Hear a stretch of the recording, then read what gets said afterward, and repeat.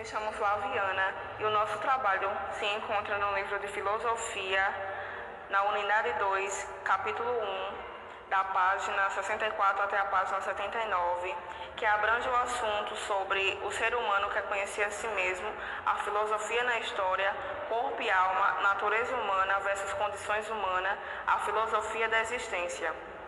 Em algum momento da vida, praticamente todo ser humano pergunta a si mesmo: quem sou eu? Tanto a mitologia quanto a religião se preocuparam em buscar resposta para essa inquietação. A partir do século XIX, um ramo da ciência também se voltou para o tema, assim como a filosofia. Eu sou Sabrina, fiquei com o tema Corpo e Alma, da página 66 da unidade 2. No primeiro capítulo, vimos que a investigação da natureza ocupava o centro das atenções dos primeiros filósofos. A partir do século V a.C., Sócrates pôs o ser humano sobre o foco de pensamento filosófico grego. Afirma-se que ele adotou como lema de sua prática filosófica a inscrição que ficava no portal do famoso oráculo de Delfos, templo dedicado ao deus Apolo: conheceste a ti mesmo e conhecerás os homens, o mundo e os deuses. Essa inscrição considera o ser humano como a fonte de todo o conhecimento e o meio pelo qual é possível conhecer os outros, o mundo e até mesmo os deuses. Uma vez em que aquela exigência única fosse cumprida por meio da prática da filosofia, para Sócrates, uma forma de autoconhecimento, a vida, examinada e investigada, tornaria-se mais digna de ser vivida. Ainda na antiguidade, dois filósofos deram importantes contribuições para o pensamento em torno do ser humano, Platão e Aristóteles. Platão afirmava que o ser humano é composto de um corpo físico, material imperfeito e mortal, e de uma alma imaterial perfeita e imortal. Não se pode pensar no ser humano apenas como um corpo, nem apenas como alma. Ele é a ligação indissolúvel entre os dois. Precisa, no entanto, ser conduzida pela alma, sede da razão e do pensamento, para que sua vida não se perca nas imperfeições. Platão adverte que a ideia de sermos guiados pela alma não significa uma negação do corpo. O bom uso da alma depende da saúde do corpo, por isso deve-se cuidar dele. É a ginástica do corpo que possibilita a ginástica da alma. A filosofia, além disso, uma vez controlados os instintos e as paixões do corpo, a alma pode dedicar-se às ideias. Essa teoria foi base daquilo que seria chamado depois de dualismo psicofísico. Sem se afastar do dualismo corpo-alma exposto por Platão, Aristóteles avançou bastante nos estudos filosóficos sobre o ser humano. Desenvolveu uma teoria na qual distingue os vários atributos da alma, sendo a razão o mais importante deles, por ser encontrada apenas nos seres humanos. Definiu o ser humano como um animal racional e um animal político. Ao afirmar isso, Aristóteles quer dizer que o homem é dotado de pensamentos e de linguagem. Para designar tal característica, ele usa a palavra grega logos, que tanto significa razão, pensamento, quanto palavra, linguagem. Isso porque os gregos antigos afirmavam que o ser humano só pensa por meio de linguagem, que pensamento e linguagem estão entrelaçados. Dessa primeira definição decorre a segunda. Se somos seres de linguagens, se nos comunicamos com aqueles que são iguais a nós, então com eles compartilhamos a vida. Por isso somos seres sociais, políticos, que não apenas vivem em comunidade, mas que só realizam plenamente sua humanidade na vida política. Na Idade Média, a filosofia esteve estreitamente ligada à religião. A Igreja utiliza argumentos filosóficos para reforçar os ensinamentos cristãos. O ser humano era considerado cristão, instrumento de Deus. Sendo assim, o mais importante era conhecer aquilo que o Criador espera da criatura. A pergunta então não era quem sou eu, mas sim como Deus quer que eu seja. Entre o século XIV e século XVI, a situação modificou. Era a época do Renascimento, movimento de renovação, cultura que se difundiu na Europa e que recuperou a valorização das qualidades humanas. Pensadores renascentistas propuseram que o centro das preocupações humanas deixasse de ser Deus e passasse a ser o próprio ser humano, como forma de recuperar. Olá, gente, eu me chamo Davi Francisco e eu fiquei com o tema O ser humano produz a si mesmo, mas também se pede de si mesmo, do livro de filosofia da página 70. Então, gente, eu vou começando lendo uma leitura breve e no percorrer dessa leitura eu vou falando o que eu entendi. No século XIX, o filósofo alemão Karl Marx, para quem não conhece Karl Marx, foi um dos principais militantes do movimento europeu e um dos mais eminentes intelectuais no século XIX. Então ele foi um homem muito inteligente e muito famoso na filosofia. Continuando a leitura, integrou as visões de natureza humana e condição humana. A leitura no texto manuscrito, econômico e filosófico nos ensina que para compreender o ser humano é necessário investigar ambas as perspectivas. Cada uma delas se torna isoladamente, não permite conhecer melhor o ser humano.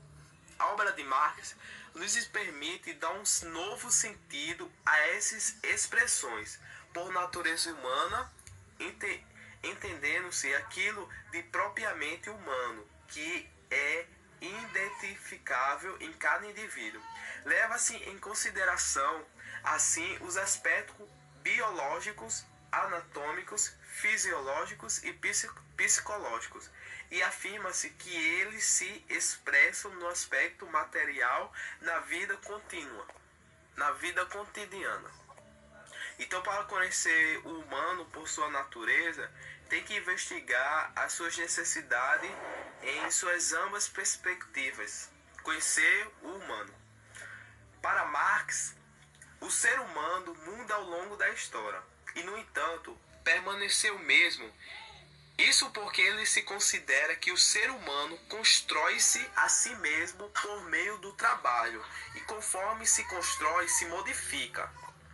A construção é feita a partir de uma espécie de matéria-prima, que é o próprio ser humano, e isso permanece sempre o mesmo.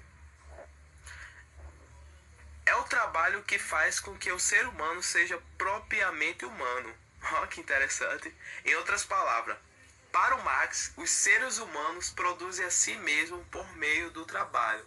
O trabalho é, portanto, a fonte de humanidade, de humanização. Então é o trabalho que, digamos assim, o trabalho, segundo Karl Marx, que faz o homem. É o trabalho que, digamos, que dá um título ao homem na sociedade. Em outra linguagem, diz assim: Marx faz uma crítica ao capitalismo. Ele quis dizer que é o trabalhador que produz capital e o capital, por sua vez, produz o trabalhador, porque não dá para viver sem capital, ou seja, sem dinheiro. Desta forma, no sistema capitalista, o ser humano é simplesmente um trabalhador. E como tal, suas qualidades humanas só existem em proveito do capital.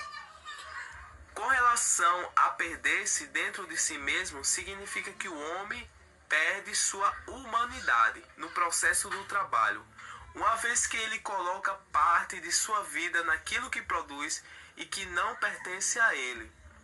Ele próprio, desse modo, é transformado em um objeto. Olha que interessante, em uma coisa. O trabalho passa a ser, então, um processo de coisificação do trabalho que perde a possibilidade de ser criativo, convertendo-se em um processo mecânico e repetitivo. O trabalho já não é aquilo que faz o ser humano plenamente humano, mas sim o deixa alienado para a vida.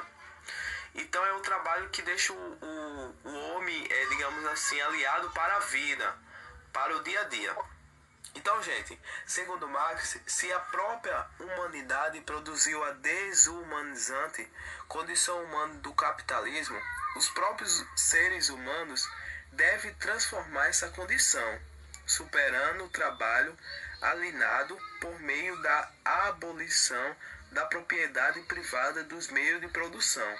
Somente assim será possível retomar o processo de autoconstrução do humano para a criação coletiva e histórica daquilo que chamamos natureza humana, que os seres humanos produzem continuamente nas suas relações consigo mesmo, com os outros e com o humano.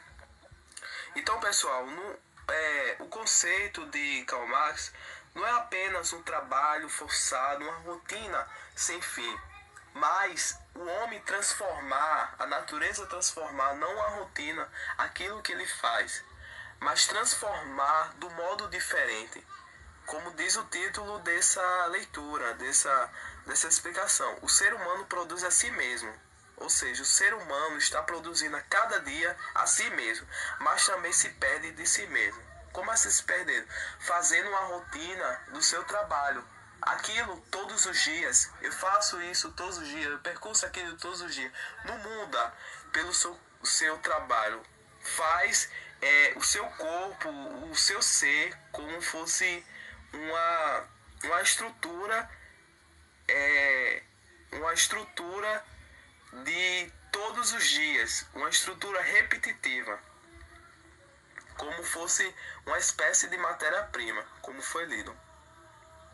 E é certo que esse conceito que Marx disse que os humanos produzem a si mesmos por meio dos trabalhos, porque o trabalho, portanto, é a fonte da humanidade de humanização. Sem o trabalho não pode prosseguir o país e fica falido, digamos assim. E é isso aí, gente. Esse foi a minha parte do trabalho. Espero que gostaram. E é isso. Tchau, tchau. Olá, eu irei falar sobre a filosofia da existência. O auge do pensamento existencialista ocorre na França com Jean-Paul Sartre, filósofo francês, e Albert Camus, filósofo argelino, que popularizaram o termo e as ideias escrevendo, além de textos teóricos, romances e peças de teatro.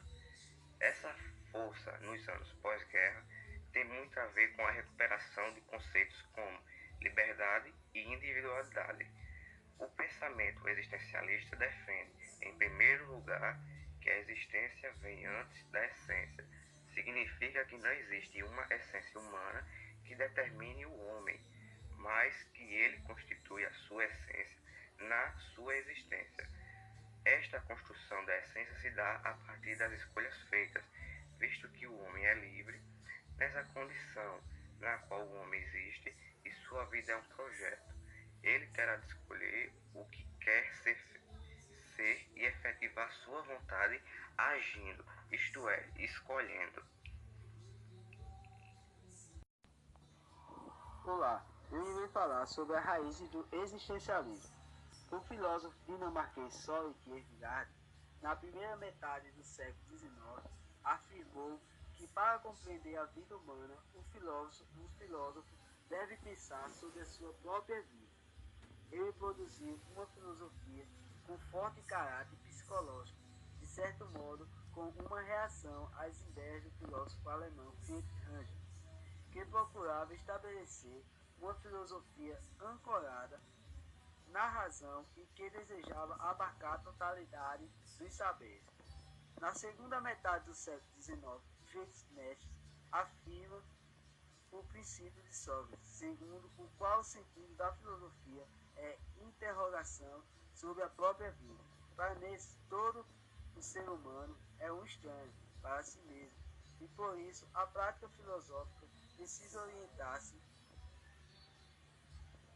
para a investigação da existência humana cotidiana. Essa orientação do pensamento para a vida cotidiana desde Sócrates, já que este último buscava as respostas para seus questionamentos no mundo supercientífico. Cabe a cada um transformar a própria vida de simples ocidente em uma existência autêntica.